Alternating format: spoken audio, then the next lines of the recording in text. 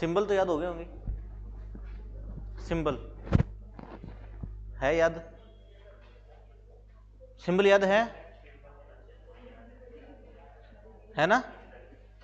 Symbol कल बोला था जिसको मतलब रिएक्शंस में दिक्कत हो रही है, मतलब उसे नहीं पता कि मैग्नीशियम, कल मैं कर रहा था उस टाइम में 2-3 बच्चों की से पता चल रहा था कि इनको नहीं पता सिंबल के बारे में, तो मैंने 1 से 20 तक आपको बताया था कि सिंबल पढ़ने हैं इनके सभी की। पढ़े थे क्या? सिंबल बता सकते हो?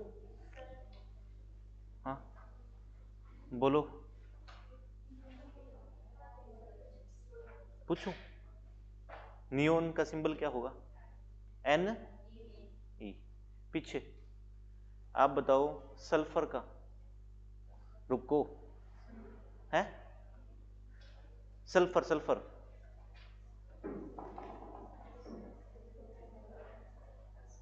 S A. अंकित एस। पढ़े थे क्या आप? नहीं पढ़े? और मैंने आपके लिए बोला था ये, एक तो रवि था, एक मनीष था, एक आप थे, और एक आप थे, और एक लड़का नया है वो तो उसको तो पढ़ना ही है ये, इसलिए बोला था कि आपको याद हो ये। लड़कियों को तो पता ही है, पूछने की जरूरत नहीं, इंटेलिजेंट हो तुम तो, है ना। चलो फिर नहीं पूछते, आपको आता है, मेरे को पता है। जिसको रिएक्शन समझ में आ रही है, सिंबल समझ में आ रही है इक्वेशन वाले, उसको आता है। डिकम्पोजिशन रिएक्शन चला था अपना, क्या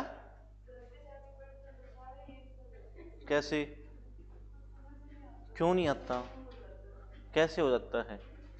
जैसे मैंने कल कॉम्बिनेशन रिएक्शन बताया था आपको, संयोजन अभिक्रिया, उसका मतलब क्या है? संयोजन का जुड़ना, यानी दो अभिकारक जुड़कर एक नया उत्पाद बनाएंगे। क्या बनाएंगे? एक नया उत्पाद बनाएंगे, एक नया प्रोडक्ट तैयार होगा। तो आपको नहीं पता कार्बन और ऑक्सीजन जुड़कर कार्बन डाइऑक्साइड बनाते हैं। मैग्नीशियम को जब जलाओगे तो ऑक्सीजन के साथ रिएक्ट करके मैग्नीशियम ऑक्साइड बनाएगा। हाइड्रोजन को ऑक्सीजन के साथ रिएक्शन करके क्या बनाएगा? पानी बनाएगा। क्या नहीं पता? तो फिर डिकम्पोजिशन रिएक्शन यानी वियोजन अभिक्रिया, वियोजन यानी कॉम्बिनेशन का ऑपोजिट। कॉम्बिनेशन क्या होता है? जुड़ना, यानी दो अभिकारक जुड़कर एक नया उत्पाद बनाएंगे, वो होता है संयोजन। इसके विपरीत होता है वियोजन यानी डिकम्पोजिशन। कॉम्बिनेशन के अपोजिट डिकम्पोजिशन, टूटना। क्या होना? टूटना, टूटकर नया पदार्थ बनाएगा। और आपको कल मैंने इसका बताया था कि इसके कितने एग्जाम आगे, इसके पार्ट्स कितने हैं? 3 पार्ट है। एक तो आप थर्मल यानी गर्म कर किसी पदार्थ को गर्म करोगे तो वो टूटेगा, तो वो एक डिकम्पोजिशन रिएक्शन है। और कौन सी है? थर्मल। कौन सी है? थर्मल। एक किसी में इलेक्ट्रिसिटी पास करो तो वो टूटेगा, टूटकर दो प्रोडक्ट बनाएगा, तो वो है इलेक्ट्रोलाइसिस डिकम्पोजिशन रिएक्शन। एक आपको बताया फोटोलाइटिक डिकम्पोजिशन रिएक्शन, प्रकाशीय के वियोजन अभिक्रिया। उसके अंदर क्या है? सनलाइट की प्रेजेंस में कोई डिकम्पोजिशन होगा।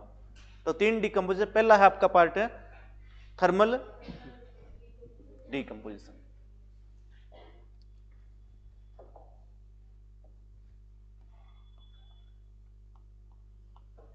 थर्मल डिकम्पोजिशन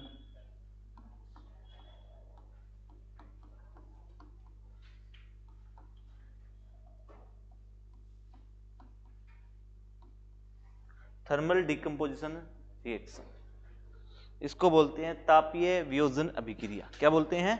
तापीय वियोजन अभिक्रिया।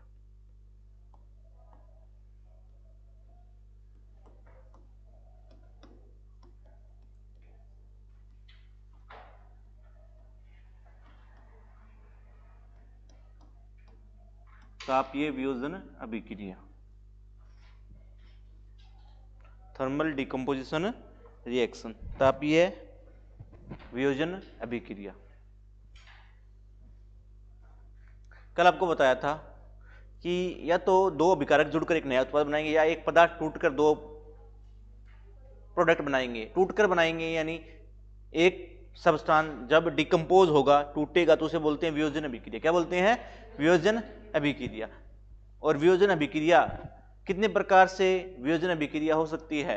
आप उसको गर्म करोगे तो तापीय वियोजन अभिक्रिया, आप उसमें से इलेक्ट्रिसिटी पास करोगे तो इलेक्ट्रोलाइसिस डिकम्पोजिशन रिएक्शन यानी विद्युत वियोजन अभिक्रिया। सनलाइट की प्रेजेंस में टूटेगा, डिकम्पोज होगा, उसे बोलते हैं फोटोलाइटिक डिकम्पोजिशन रिएक्शन,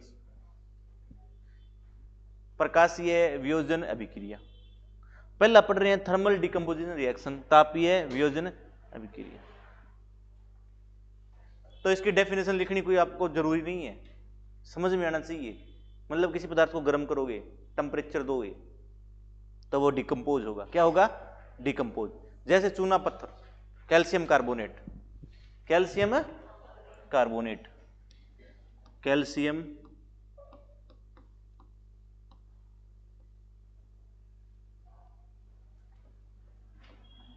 कार्बोनेट,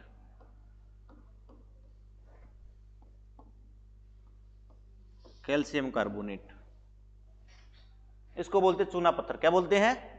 आपसे पूछ लो चूना पत्थर क्या है, तो क्या है? Calcium carbonate. क्या है? Calcium carbonate. हिंदी में लिख लेना कैल्शियम कार्बोनेट और यहां लिख लेना चूना पत्थर। आपसे कैसे भी पूछ सकता है, वो पूछ सकता है चूना पत्थर क्या है, कैल्शियम कार्बोनेट है। कैल्शियम कार्बोनेट का फॉर्मूला क्या है? CaCO3, calcium carbonate. भूलोगे नहीं अभी, इसको याद रखोगे ना, कैल्शियम कार्बोनेट चूना पत्थर होता है, CaCO3।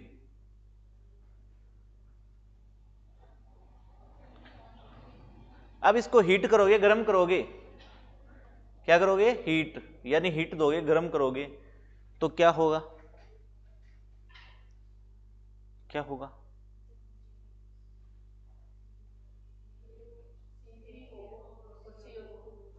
CaO, कैल्शियम ऑक्साइड बनेगा। क्या बनेगा? कैल्शियम ऑक्साइड बनेगा। साथ में क्या बनेगा? CO2। क्या बनेगा? CO2।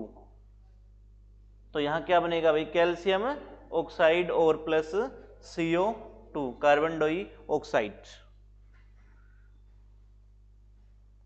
कैल्शियम ऑक्साइड क्या होता है? देखो, कैल्शियम ऑक्साइड होता है क्विक लाइम। क्या बोलते हैं इसको?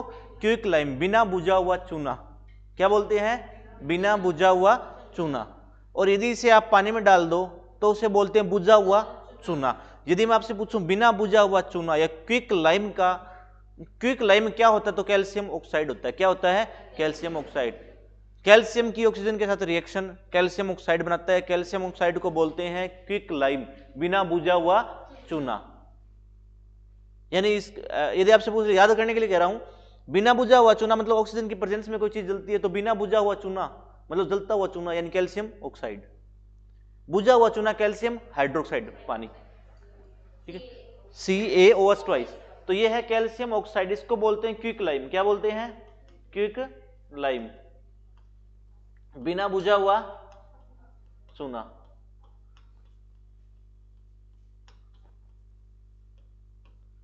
बिना बुझा हुआ चूना। सफेदी करने के लिए आप लाते हो, सफेदी लाते हो ना? सफेदी नहीं, सफेदी सफेदी सफेदी कली अपने बोलते हैं ना, सफेदी लाते हो। वो कैल्शियम ऑक्साइड तो होता है, उसे पानी में डाल लो, कैल्शियम हाइड्रोक्साइड, उसका लेप करो, पपड़ी बन जाती है कैल्शियम कार्बोनेट। तीनों एग्जांपल तो है, समझिए।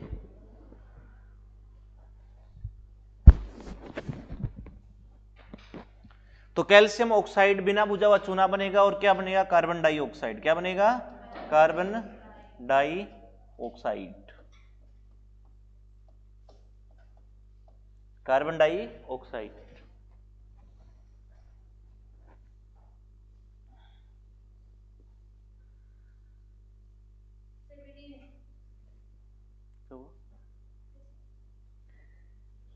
कैल्शियम ऑक्साइड और कार्बन डाइऑक्साइड, CaO और CO2 किसका एग्जाम्पल है? आपको पता है, देख के पता चल रहा है ना, यानी टूट रहा है, वियोजन हो रहा है, डिकम्पोजिशन हो रहा है। और कैसा डिकम्पोजिशन है? हीट के थ्रू। तो तापीय वियोजन अभिक्रिया का उदाहरण है कैल्शियम कार्बोनेट। क्या है? Calcium carbonate. समझ आई ये बात? आगे लिखो दूसरा, एक एग्जांपल और लिखो। लिखो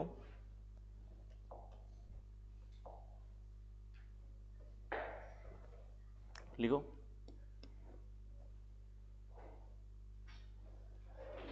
लेड नाइट्रेट, लेड नाइट्रेट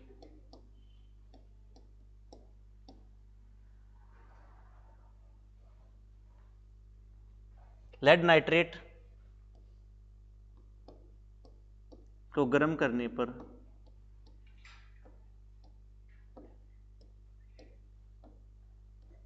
अपघटित होकर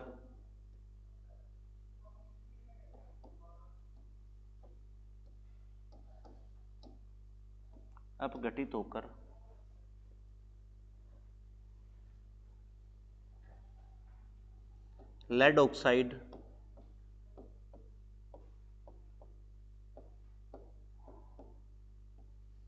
लेड ऑक्साइड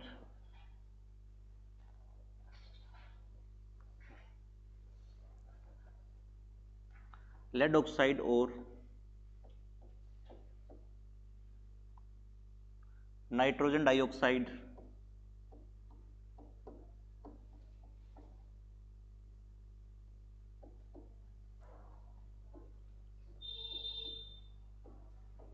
नाइट्रोजन डाइऑक्साइड साथ के साथ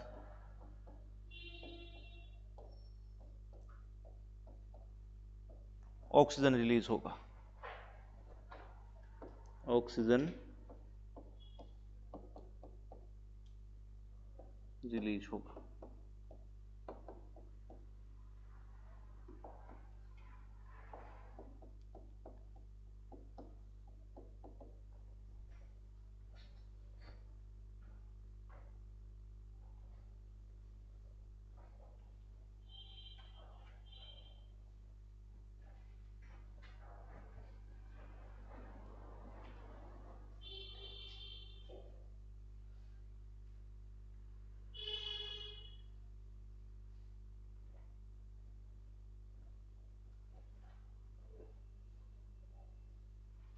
लिख लिया? लिख लिया क्या?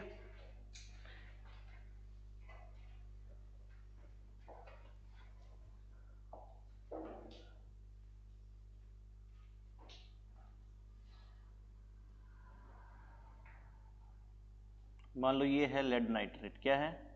Lead nitrate. अब आप इसको गर्म करोगे, हीट दोगे, गर्म करोगे तो क्या बनेगा? यहाँ पे एक लिक्विड बनेगा। क्या बनेगा?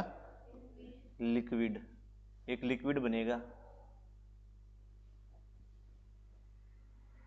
येलो कलर का। इसको क्या बोलोगे आप? Lead oxide. क्या बोलोगे? Lead oxide.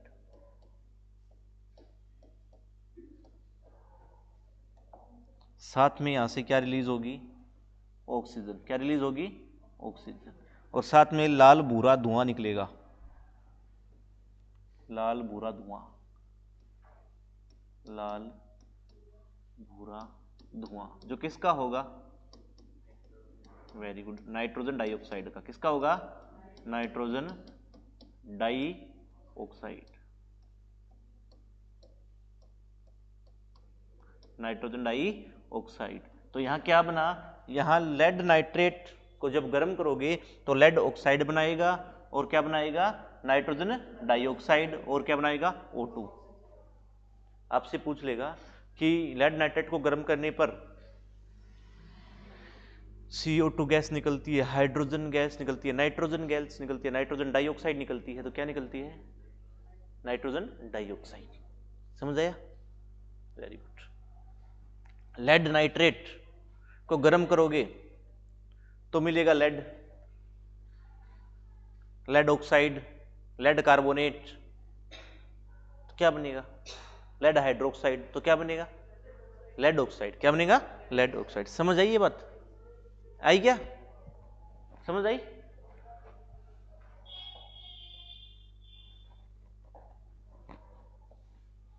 लेड नाइट्रेट क्या होता है भाई? लेड नाइट्रेट, लेड लेड क्या होता है? लेड सिंबल क्या होता है लेड का? Very good, lead nitrate. Lead का सिंबल क्या होता है?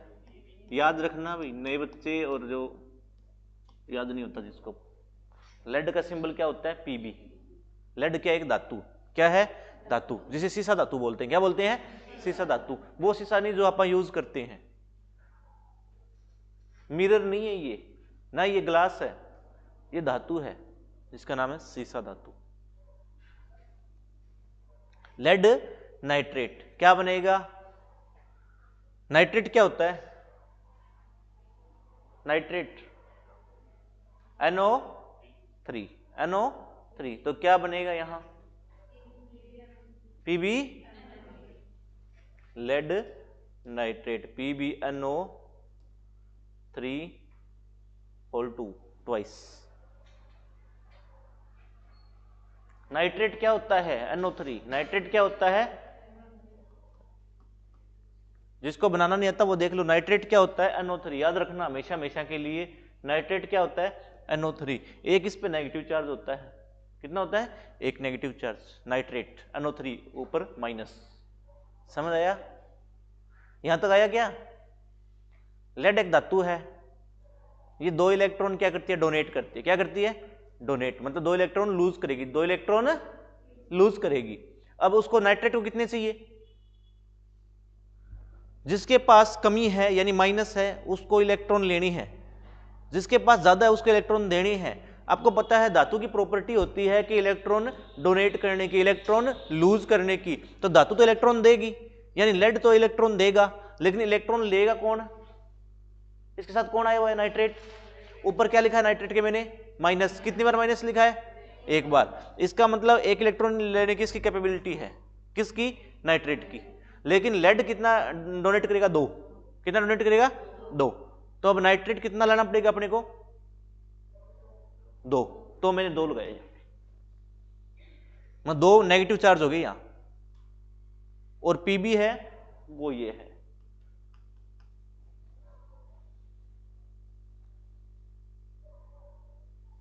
समझ आई? याद करना पड़ेगा ये। लोहे के केस में तो अलग अलग होती है, वहां 2 भी होती है, 3 भी होती है, लेकिन लेड का याद रखना यहां कितना है? 2। 2 डोनेट करेगा। और नाइट्रेट को आपने ये याद जरूर करना, नाइट्रेट NO3 माइनस 1, मतलब 1 इलेक्ट्रॉन चाहिए इसको। क्या चाहिए? 1 इलेक्ट्रॉन। मैंने ये बात पहले बता दी थी कि कोई किसी की ऐसी प्रॉपर्टी है जो इलेक्ट्रॉन ले सकता है, मतलब इलेक्ट्रॉन लेगा, उसमें चार्ज कैसा होगा? नेगेटिव। कैसा चार्ज होगा? नेगेटिव। और जो डोनेट करेगा, डोनेट क्या है? उस पर कैसा चार्ज? पॉजिटिव। कैसा चार्ज? पॉजिटिव।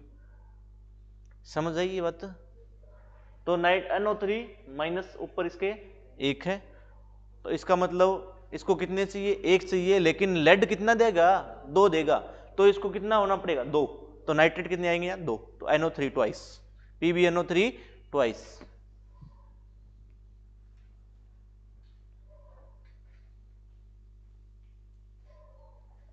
लिख लिया? लिख लिया?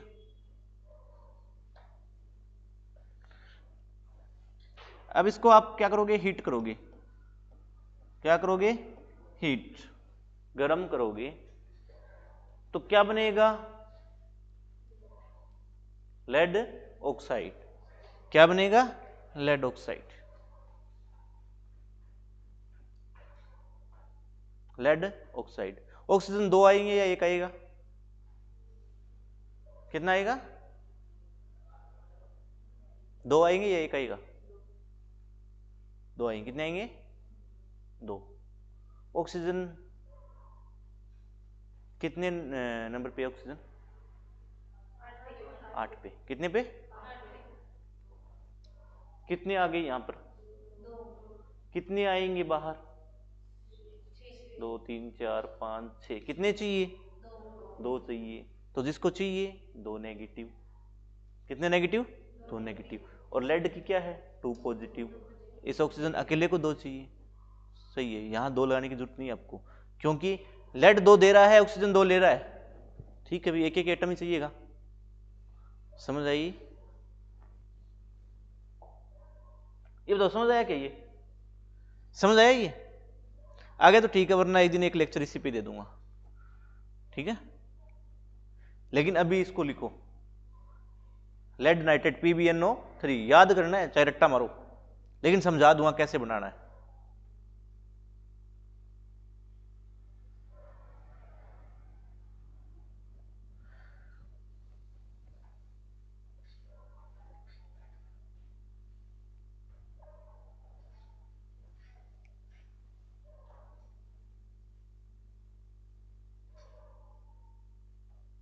लिख लिया क्या?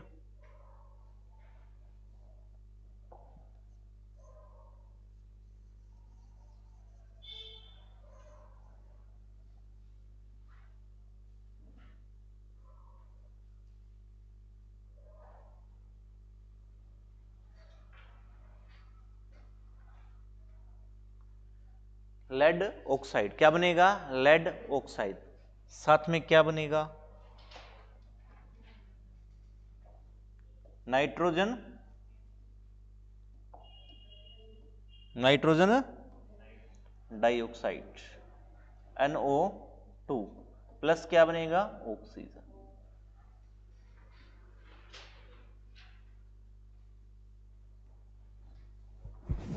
Nitrogen dioxide.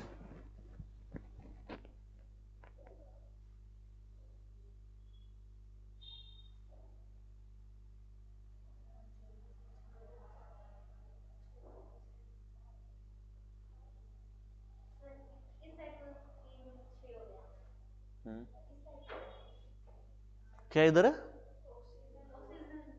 कितने हैं?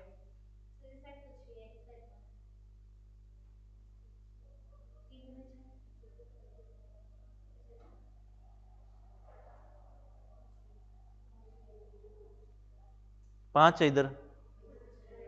इधर कितने हैं?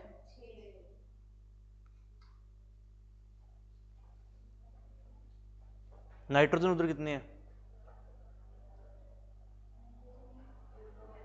नाइट्रोजन कितने हैं? 2 है फिर।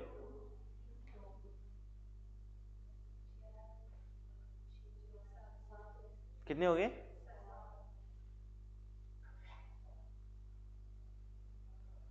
सात हो गए क्या?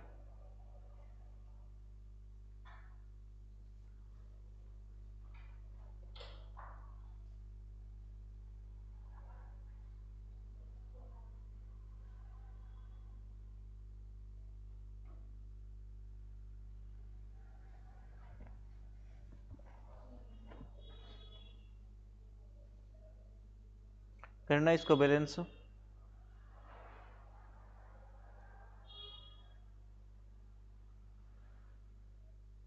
4 2 6 एक साथ।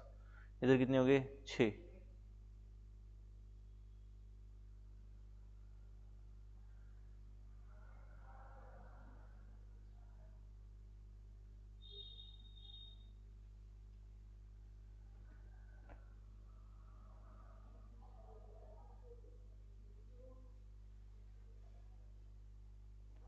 सिंगल ऑक्सीजन है ना, सिंगल ऑक्सीजन कर दो। अब बैलेंस है।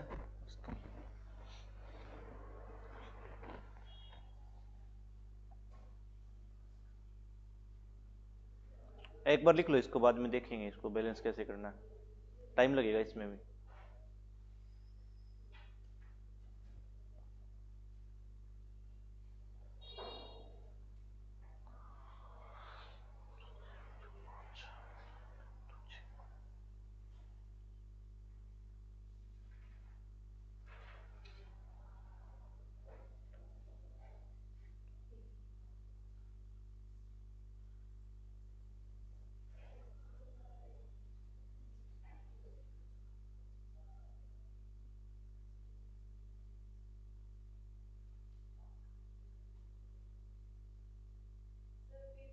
हाँ हाँ हाँ, ये देखा था। एक मिनट, एक मिनट। दो पीबी हो जाएंगे, लेड दो हो जाएंगे, तो ऑक्सीजन भी दो हो जाएगा। इधर दो हो गया, उधर चार दो छः, मतलब चार दो छः और दो आठ, इधर कितने हो जाएंगे? छः।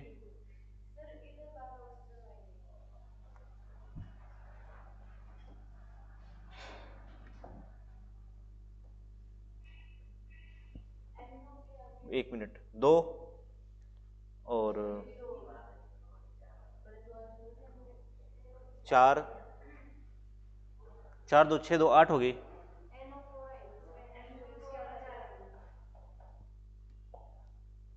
NO4 अभी आठ हो गए, 10 दो 12। अब इधर कितने हो गए?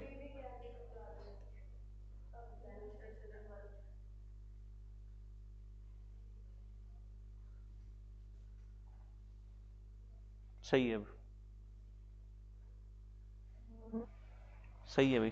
दो इसके हो गए, दो इसके, चार हो गए, नाइट्रोजन भी इधर।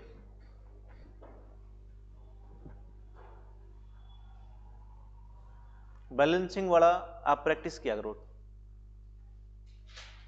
बोर्ड पे नहीं होता, कई बार मैं भूल जाता हूँ बीच में, क्योंकि टाइम लगता है भी, ठीक है, बनाने में भी इसको।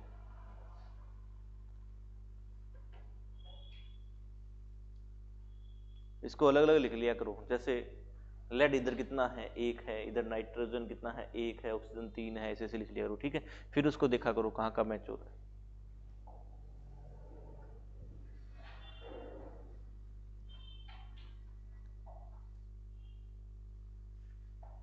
लिख लिया? लिखो। एक और एग्जांपल कराऊं, इतना बहुत है इसका।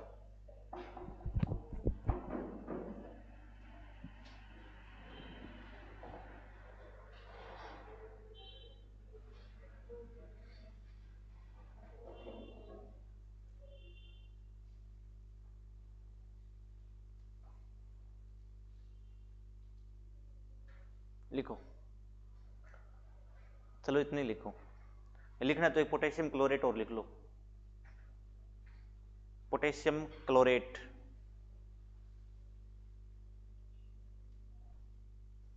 पोटेशियम क्लोरेट,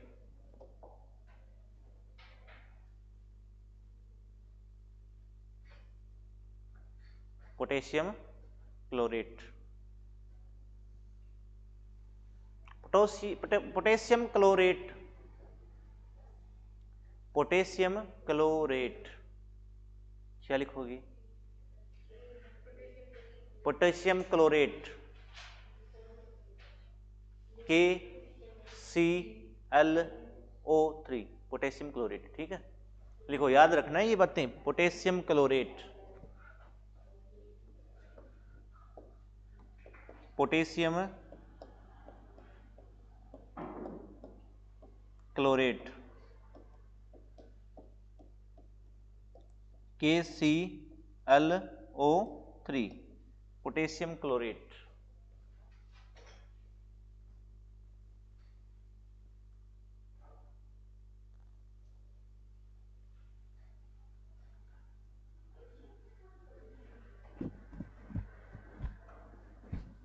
पोटेशियम क्लोरेट करोगे तो, इसको हीट करोगे तो क्या होगा? Potassium chloride plus oxygen, O2।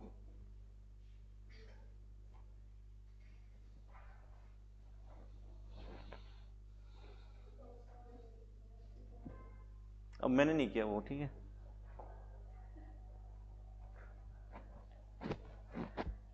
करो इसको।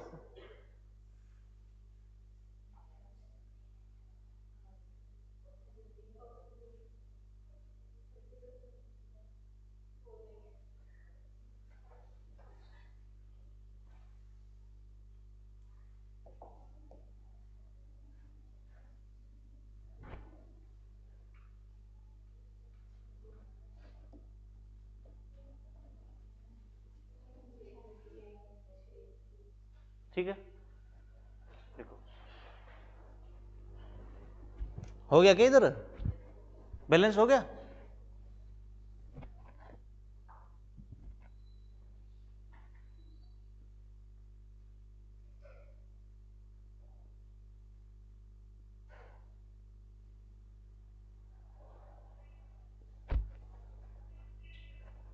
चले नेक्स्ट, क्या बहुत हो गए इसके एग्जाम्पल भी। लिखो आगे,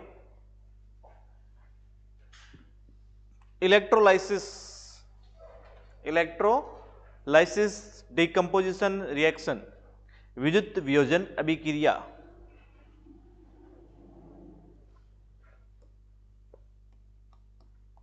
विद्युत वियोजन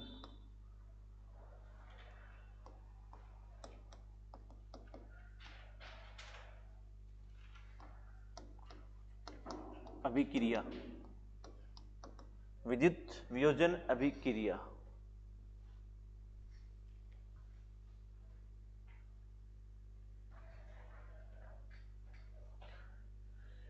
विद्युत वियोजन अभिक्रिया, इलेक्ट्रोलाइसिस डिकम्पोजिशन रिएक्शन,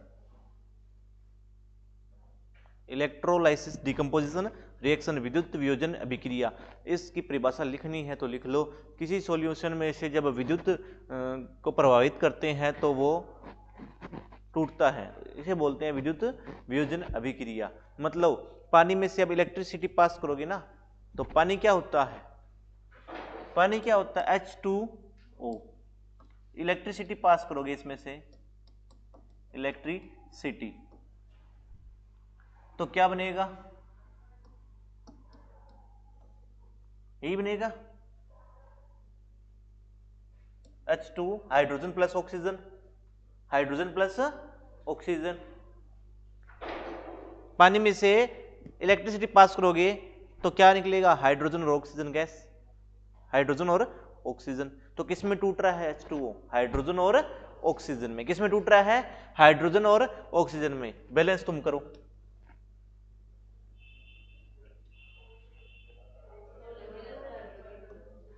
हो गया।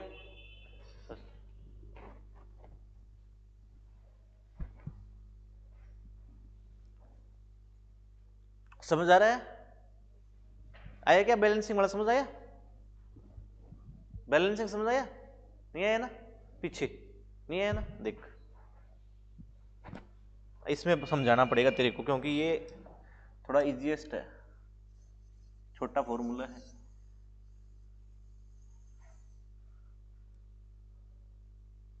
वो तेरे को ऐसे दे देगा कि बताओ ये बैलेंस इक्वेशन है या नहीं, संतुलित अभिक्रिया है या नहीं। आपको क्या देखना है, संतुलित अभिक्रिया। कोई रिएक्शन कब बैलेंस हो सकती है, जब इसके दोनों साइड, यानी ये क्या है, रिएक्टेंट का बताया था ना, ये अभिकारक होता है, जो पार्ट लेता है, जो अभिक्रिया में भाग लेता है वो क्या है, अभिकारक। अब ये अभिकारक है और ये क्या है, उत्पाद है, दो उत्पाद निकले हैं इससे। मतलब पानी में से इलेक्ट्रिसिटी पास की तो दो हाइड्रोजन गैस और ऑक्सीजन गैस निकली, ये क्या है, प्रोडक्ट है। क्या ये प्रोडक्ट है, H2 और O2। आपसे पूछ लेगा वो देकर कि ये बैलेंस है या नहीं है। आपको क्या देखना है, बैलेंस और अनबैलेंस में। अनबैलेंस कब होगी, असंतुलित कब होगी, जब यहां एटम अलग होंगे, यहां एटमों की संख्या अलग होगी, परमाणुओं की संख्या अलग होगी। यहां परमाणु देखो, हाइड्रोजन है, ये क्या है, हाइड्रोजन। हाइड्रोजन कितनी बार है यहाँ पे, तो यहां हाइड्रोजन कितने हैं, दो। यहां ऑक्सीजन कितनी बार दिखाई दे रहा है आपको, एक बार, तो ऑक्सीजन कितना है, एक है। ऑक्सीजन कितना है, एक है।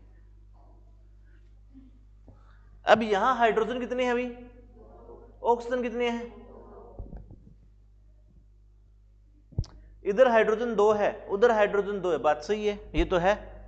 लेकिन इधर ऑक्सीजन कितने हैं, उधर कितने हैं, एक। याद रखना आप कभी नीचे नहीं लगा सकते इसके, फिर सारा चेंज हो जाएगा आपका। नीचे नहीं लगा सकते, आगे लगा सकते हो इसके, आपकी मर्जी है कितने लगाने हैं। तो बताओ यहां ऑक्सीजन कितने हैं, उधर कितने हैं, तो मैं यहां दो लगा दूं, तो अब बताओ ऑक्सीजन कितने होंगे, दो, और हाइड्रोजन कितने होंगे, दो, ये कितने होंगे, चार। हाइड्रोजन कितने होंगे आपके पास, चार। यानी यहां हाइड्रोजन तो है चार, और ऑक्सीजन कितने हैं, दो। ऑक्सीजन कितने हैं, दो। समझ आइए। अब देखो यहां हाइड्रोजन कितने हैं, दो, तो बताओ उधर कितने हाइड्रोजन है, चार। तो इसको मैं चार कैसे कर सकता हूं, आगे 2 लगा के कर सकता हूं। अब कितनी होगी इधर, और ऑक्सीजन कितनी है 2। क्या यहां 6 का जोड़ बन रहा है, और यहां ये बैलेंस इक्वेशन होती है, संतुलित अभिक्रिया। समझ आई? ऐसे बैलेंस करना, आपको अलग अलग एटम को उठाना है। 2-3 बार प्रैक्टिस करोगे ना अपने आप हो जाएगा। 2-3 बार, 1-2 बार और करवाऊंगा ना, समझ आ जाएगा बैलेंस और अनबैलेंस्ड।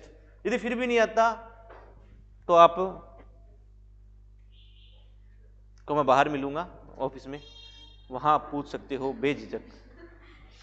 नए बच्चे हैं, जो नए बच्चे हैं उनको समझ नहीं आ रहा है तो वो पूछ सकता है कि बैलेंस कैसे करना। 1-2 बार करवाएंगे, यहां करवाएंगे, या फिर आप अपने तरीके से करोगे प्रैक्टिस तो हो जाएगा। लिखो आगे, लिखो सनलाइट वाला photolysis, photolytic decomposition reaction, photolytic decomposition reaction.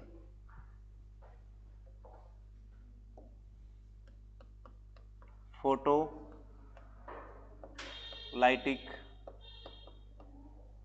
Decomposition reaction, इसको बोलते हैं प्रकाशीय वियोजन अभिक्रिया। क्या बोलते हैं? प्रकाशीय वियोजन अभिक्रिया। प्रकाशीय वियोजन अभिक्रिया, प्रकाशीय वियोजन अभिक्रिया यानी प्रेजेंस ऑफ सनलाइट, सूर्य के ताप से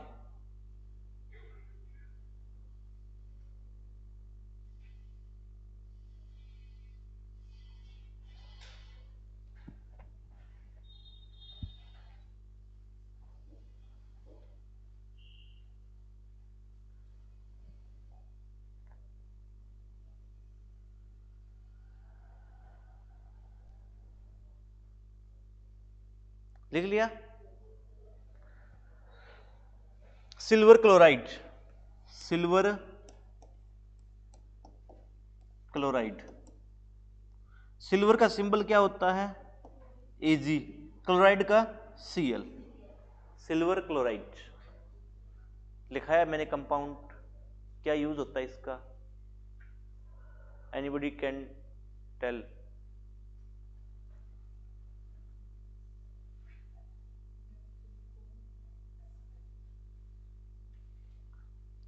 सिल्वर क्लोराइड यूज करवाया मैंने, सिल्वर क्लोराइड। नो, कृत्रिम वर्षा नहीं, आर्टिफिशियल लैंड सिल्वर आयोडाइज्ड के कारण होती है। Silver chloride, what is the use of silver chloride? मैंने लिखवाया है पहले, जब अपन ने किया था कंपाउंड्स। हॉर्न सिल्वर क्या होता है? हाँ होता क्या है? यूज नहीं बताया, यूज बताया था मैंने, फोटोक्रोमेटिक ग्लास बनाने में। नहीं बताया अभी? बताया है मैंने, फोटोक्रोमेटिक ग्लास बनाने में नहीं बताया अभी? रंगीन कांच बनाने में।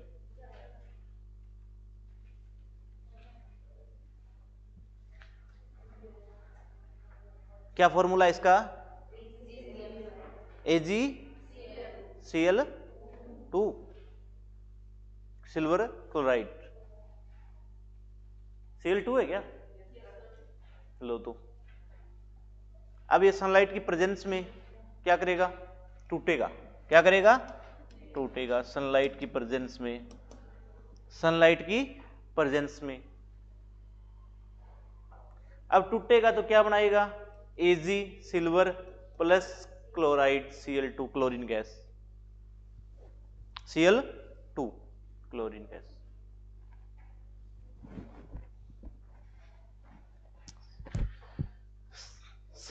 सिल्वर क्लोराइड AgCl2 टूटेगा तो क्या बनाएगा? Ag plus Cl2।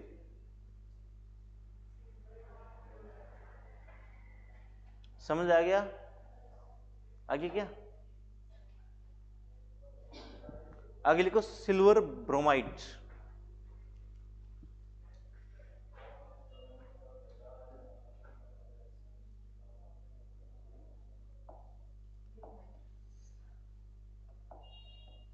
AgBr,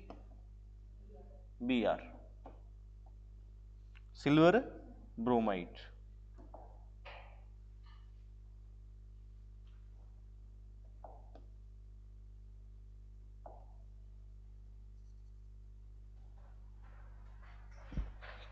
क्या नाम है आपका, क्या नाम है? गुरप्रीत। क्या ये बैलेंस इक्वेशन है? चुप, तुम चुप रहो भाई, तुम्हें पता है, मेरे को पता है, तुम्हें आता है। नहीं है। बैलेंस करके बताओ ये कैसे करोगी। Silver chloride, silver chloride, silver क्या होता है? सिल्वर होता है चांदी, जिसका सिंबल होता है Ag। क्या सिंबल होता है? Ag। क्लोराइड का Cl क्या होता है? Cl। यहां Ag कितना है? यहां Cl कितना है? 1। और यहां Ag कितना है? यहां Cl कितना है? 2। अब बताओ, उधर Cl मैं 2 कर सकता हूं? कर सकता हूं? क्यों नहीं कर सकता? मैं इसके आगे 2 लगा दूं तो इधर सिल्वर कितने हो गए? 2। क्लोरीन कितने हो गए? 2। इधर Cl2 है, Ag कितना है? 2। इसे 2 से गुना करूंगा तो यहां लगा दूंगा, सिल्वर क्लोराइड बन गया। समझ आया? लिखो, अगला लिखो silver bromide, AgBr, silver bromide. AgBr किस में टूटेगा? सिल्वर में plus bromine, silver bromide, silver plus bromide. Sunlight की प्रेजेंस में, सनलाइट की प्रेजेंस में सिल्वर ब्रोमाइड। यहां से नहीं पूछता, पूछेगा तो यहां तो आपको पता है सनलाइट, आपसे पूछ सकता है डिस्प्लेसमेंट रिएक्शंस में से, जो नेक्स्ट वाली है, तीसरी है अपने। लिख लिया क्या? तो ये तो था डिकम्पोजिशन रिएक्शन, यानी किसी पदार्थ का टूटकर नया उत्पाद तैयार करना, डिकम्पोजिशन रिएक्शन। वियोजन अभिक्रिया,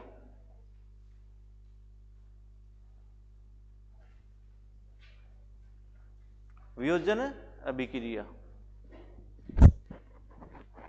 डिकम्पोजिशन रिएक्शन।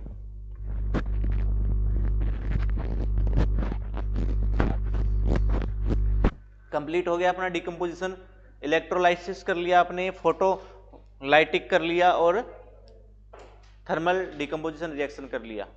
अब कॉम्बिनेशन रिएक्शन आपका कंप्लीट हो गया, डिकम्पोजिशन हो गया, डिकम्पोजिशन के तीनों पार्ट हो गए। अब डिस्प्लेसमेंट आ गया। कौन सा रिएक्शन आ गया? डिस्प्लेसमेंट, विस्थापन अभिक्रिया, विस्थापन अभिक्रिया। ध्यान से सुनना, कान आंख खोलकर, ठीक है, विस्थापन अभिक्रिया को। हाँ, इंपॉर्टेंट नहीं है, समझो इस चीज को बस। इंपॉर्टेंट तो है नहीं कह सकता मैं, लेकिन नहीं, मैं कहता हूं इंपॉर्टेंट तो है, लेकिन इस चीज को समझो, समझने वाली चीज है यहां। वैसे नहीं है एक प्रोडक्ट तोड़ दिया, जोड़ दिए, ऐसे नहीं बनेगा यहां। लिखो विस्थापन डिस्प्लेसमेंट रिएक्शन, डिस्प्लेसमेंट रिएक्शन,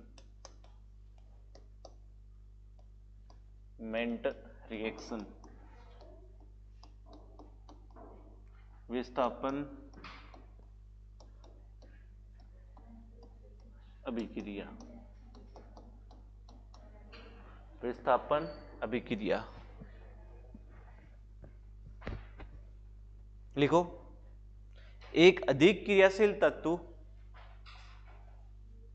एक अधिक क्रियाशील तत्व एक अधिक क्रियाशील तत्व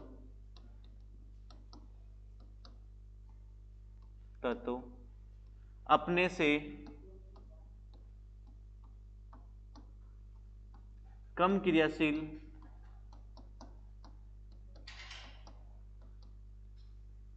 अपने से कम क्रियाशील तत्व को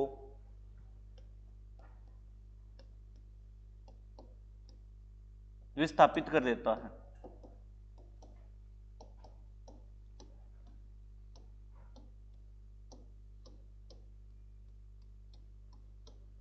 अपने से कम क्रियाशील तत्व को विस्थापित कर देता है।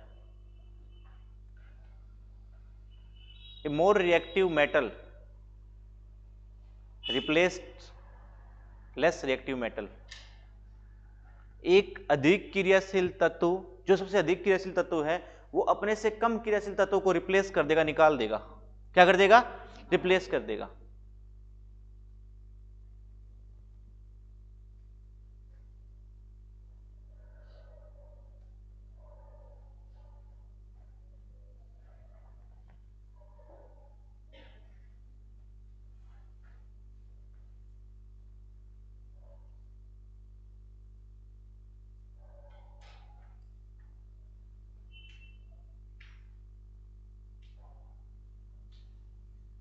देखो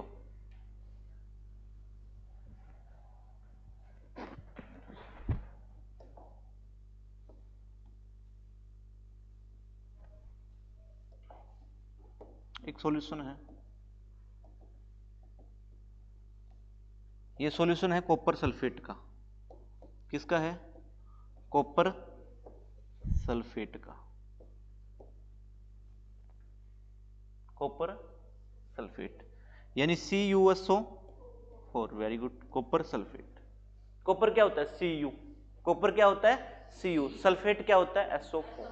सल्फेट, कॉपर सल्फेट। नाम लिखो कॉपर सल्फेट, इसके सामने इसका फॉर्मूला भी लिखो, copper sulphate CuSO4। Copper sulphate ऐसे लिखो, कॉपर सल्फेट बराबर डाल दो CuSO4, कॉपर सल्फेट।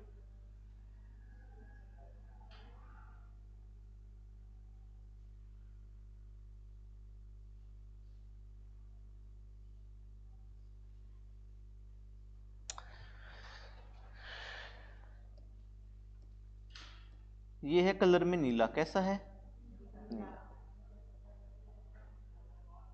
अब इसके अंदर आपने डाल दी आयरन नील। क्या डाल दी? लोहे की कील।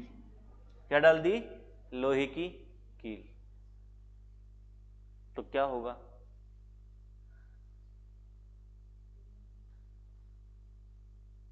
तो ये जो सॉल्यूशन है ये बन जाएगा, लोहे की कील फेरस Fe होता है ना, तो ये बना लेगा, क्या बना लेगा ये solution? Ferrous sulphate. Ferrous sulphate यानी ग्रीन। कैसा कलर हो जाएगा? Green. Ferrous sulphate. Ferrous sulphate. Ferrous sulphate FeSO4। और कॉपर यहां से क्या निकल गया? कॉपर यहां से निकल गया, विस्थापित हो गया। इसका मतलब इनमें सबसे अधिक क्रियाशील कौन था? कॉपर था या लोहा था? लोहा था। लोहा ने कॉपर को रिप्लेस कर दिया। किसको? कॉपर को। किसने? लोहे का। तो लोहा क्या है? मोर रिएक्टिव है। किसके कंपैरिजन में? कॉपर के कंपैरिजन में। किसके कंपैरिजन में? कॉपर के कंपैरिजन में। क्या ये बात समझ आई?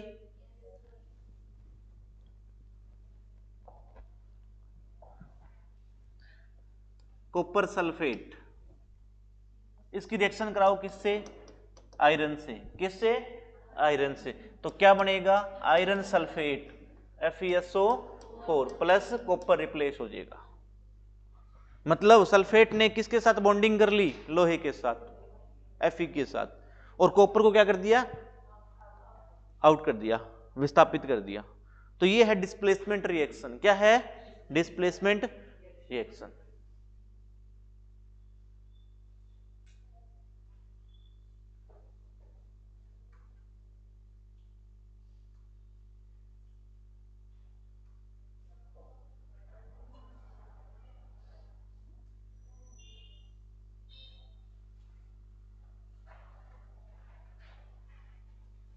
अब देखो FeSO4 प्लस जिंक के साथ करूं, very good, ZnSO4 zinc sulphate plus क्या निकलेगा? लोहा। इसका मतलब इसमें सबसे अधिक रिएक्टिविटी मेटल कौन सी है? जिंक है। कौन सी है? जिंक है। कौन है? जिंक है। तो इसको बोलते हैं फेरस सल्फेट, इसको जिंक, जिंक सल्फेट और फेरस। समझ आ गया? अब आप पता कैसे लगाओगे कौन सी रिएक्टिव ज्यादा है कौन सी कम है, ये भी बात है ना। तो लिखा दूंगा कौन सी ज्यादा रिएक्टिव होती है। ये समझ आया क्या? पीछे आयरन सल्फेट, इसको बोलते हैं आयरन सल्फेट। क्या बोलते हैं? Iron sulphate. और मैंने लिखाया भी आपको कि आयरन सल्फेट क्या होता है? FeSO4। और ये होता है जिंक। जिंक का सिंबल है, किसका सिंबल है? जिंक का। तो ये जिंक किससे रिएक्ट कर लेगा? सल्फेट के साथ। और आयरन को क्या कर देगा? रिप्लेस कर देगा। आयरन को क्या कर देगा? रिप्लेस। इसका मतलब आयरन से, लोहे से ज्यादा रिएक्टिव कौन है? जिंक है। ऐसे भी पूछ सकता है वो, लोहे ज्यादा रिएक्टिव कौन है? जिंक है।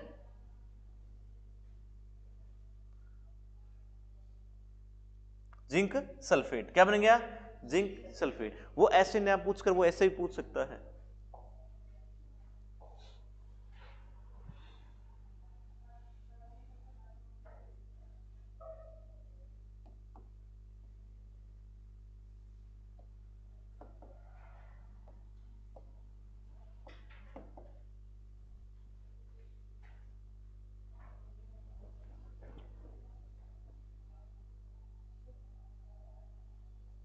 इसमें से मोर रिएक्टिव मेटल कौन सी है?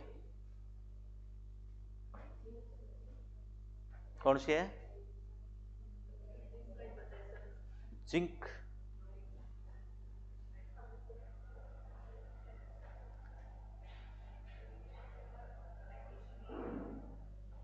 इसमें सबसे कम कौन सी रिएक्टिव है वो बता दो। इसमें कम रिएक्टिव कौन सी है? कौन सी है? आयरन है। ज्यादा रिएक्टिव कौन सी है? मैग्नीशियम। ज्यादा कौन सी है? मैग्नीशियम। ज्यादा कौन सी है? ये कब बता पाओगे? जब आपको पता होगा कि कौन सी ज्यादा रिएक्टिव होती है। तो लिखो,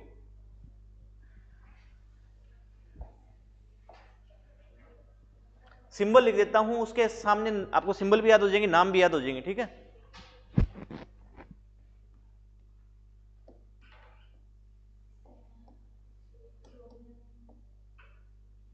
एल्यूमिनियम, जिंक,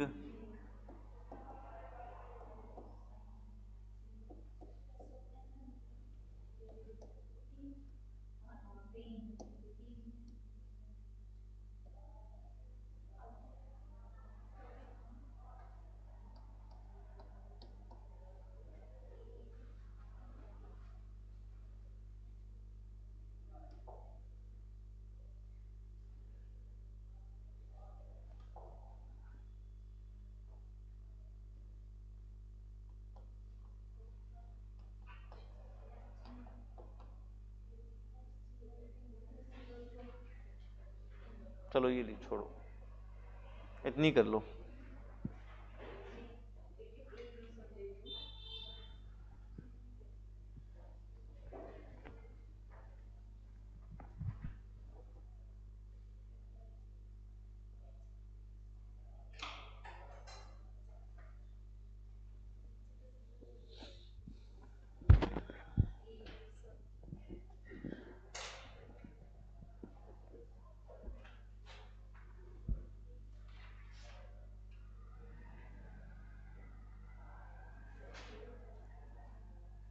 सबसे अधिक क्रियाशील धातु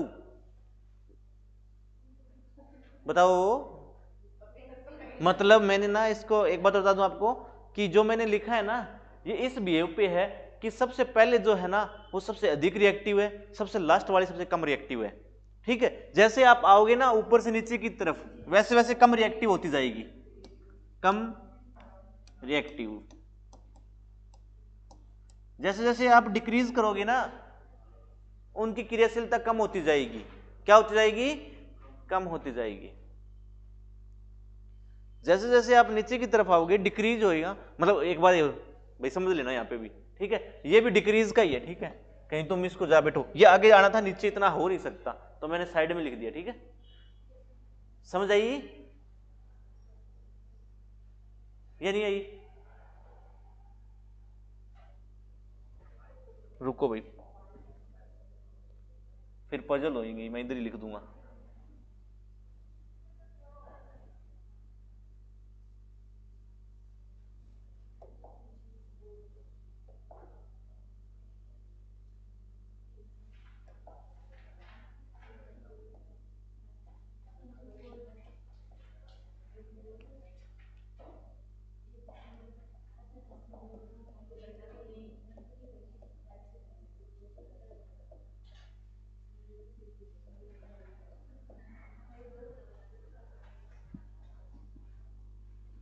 अभी लिख दिया, ठीक है। अब कम रिएक्टिविटी है ये, ठीक है। जैसे जैसे नीचे आओगे ना उनकी क्रियाशीलता क्या होगी, कम होगी। अब मैं पूछ लूं कि सबसे अधिक मतलब सबसे अधिक क्रियाशील धातु कौन सी है, तत्व कौन सा है, पोटेशियम। सबसे कम प्लेटिनम। प्लेटिनम प्लेटिनम क्या होगा, प्लेटिनम। सिंबल पीटी होता है, प्लेटिनम पीटी होता है, ठीक है। सबसे कम प्लेटिनम। और मैं आपसे पूछ लूं कि एल्यूमिनियम, जिंक और कैल्शियम और सोडियम में सबसे अधिक क्रियाशील धातु कौन सी है, एल्यूमिनियम, जिंक, सोडियम और कैल्शियम में सोडियम होगी, दूसरे नंबर पे। अब मेरे को एक बात आओ, इसका नाम बता देता हूं आपको। देखो कि होता है पोटेशियम, कौन सी, पोटेशियम। पोटेशियम हिंदी में लिख लेना पोटासियम। जो पोटेशियम का सिंबल क्या होता है, के होता है। क्या होता है, के होता है। साथ के साथ सिंबल भी याद हो जाएंगे, ठीक है। और सिंबल से ये याद कर पाओगे, और इसकी ट्रिक भी बताऊंगा आपको सिंबल के आधार पे, ठीक है। Na क्या होता है, सोडियम। Ca क्या होता है, कैल्शियम। Mg क्या होता है, मैग्नीशियम। क्या होता है, Al क्या होता है, एल्यूमिनियम। Zn क्या होता है, जिंक। Fe क्या होता है, आयरन, लोहा। Sn क्या होता है, टिन। टिन धातु का सिंबल Sn होता है। टिन धातु का सिंबल क्या होता है, Sn। टिन धातु का सिंबल, ये टिन क्या है, एक मेटल है, इसका सिंबल क्या होता है, Sn। और Pb किसका होता है, लेड धातु का, आपको अभी बता के आया हूं, लेड। H क्या होता है, हाइड्रोजन। हाइड्रोजन, H क्या है, हाइड्रोजन। Cu क्या है, कॉपर। Hg क्या है, मरकरी, वेरी गुड। Ag क्या है, सिल्वर। Au क्या है, गोल्ड, सोना। Pt क्या है, प्लेटिनम।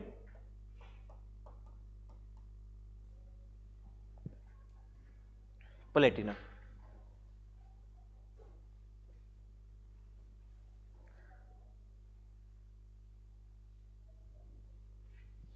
अब आपसे क्वेश्चन क्या पूछ सकता है वो पता है आपसे, कितनी क्वेश्चन बनते हैं यहां से।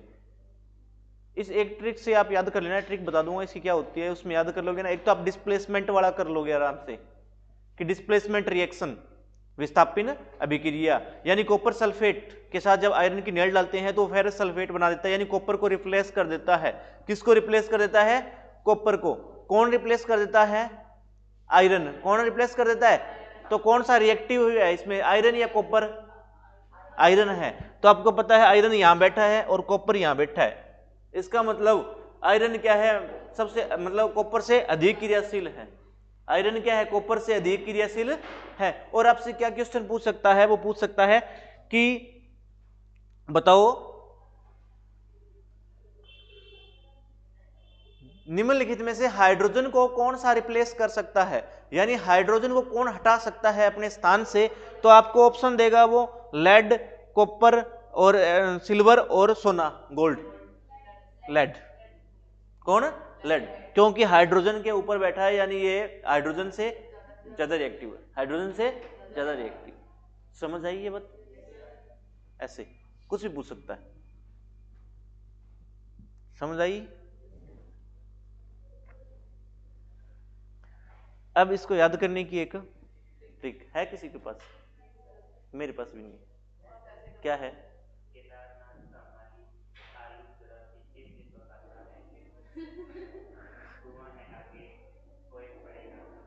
अच्छा देखो बहुत सारी ट्रिक है, लेकिन मैंने तो जो मैं ना इसको डायरेक्ट याद किया था, मेरे को डायरेक्ट याद थी ये, ठीक है। लेकिन मैं कई बार मिस पजल हो जाता बीच में, क्योंकि इतनी लंबी सीरीज याद नहीं रहती।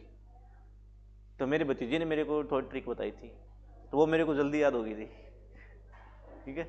तो मैं आपको वो बता देता हूँ, बाकी ट्रिक मेरे को ध्यान में नहीं आती, बहुत बताते हैं लेकिन और याद नहीं होती इतनी ज़्यादा। तो बाकी आपकी मर्जी अंकित, आप जैसे भी याद करो, ठीक है। इनकी ट्रिक भी लिखा दूंगा, मेरी ट्रिक भी यहाँ लिख दूंगा, जिसको जिस ट्रिक से याद होता हो ना तो वो अपना याद कर लेना, ठीक है। देखो मैंने तो उसने ऐसे बताया था काकू, काकू नानू चाप मांगी।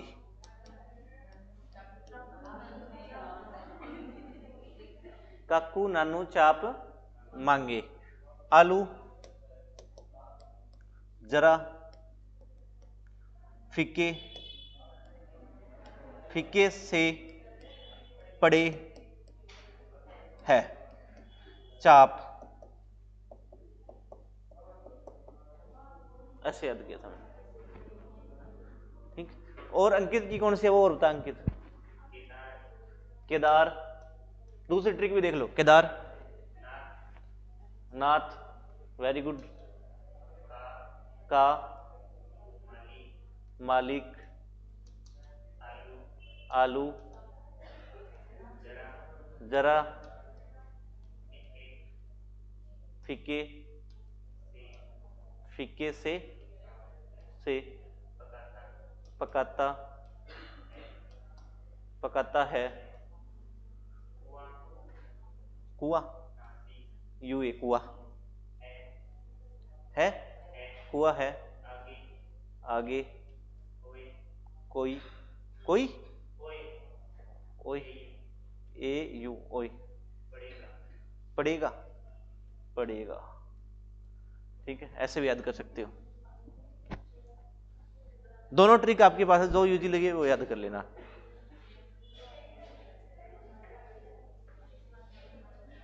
ठीक है,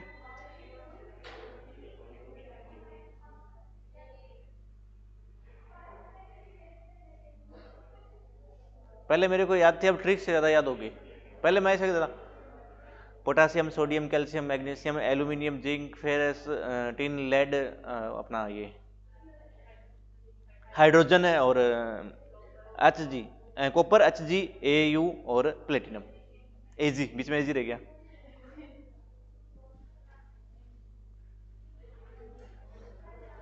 जिसको जो ट्रिक पसंद आई वो यूज कर लेना, ठीक है। दो ट्रिक लिखा दी मैंने।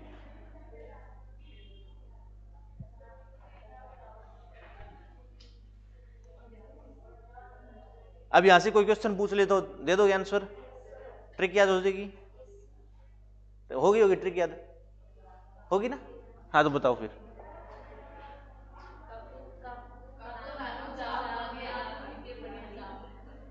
आलू जरा से फीके पड़े, आलू जरा फीके से पड़े हैं, फीके से पड़े चाप। समझ आई? देखो बोलना एक बार।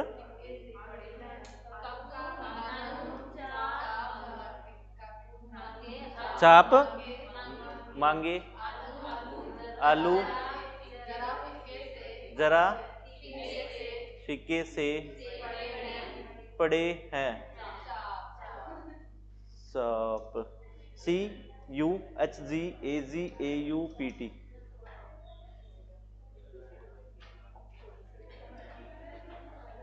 जिसको जो भी ट्रिक याद हो याद कर लेना इसको, ठीक है बस। तो आज के लिए इतना ही भी, थैंक यू।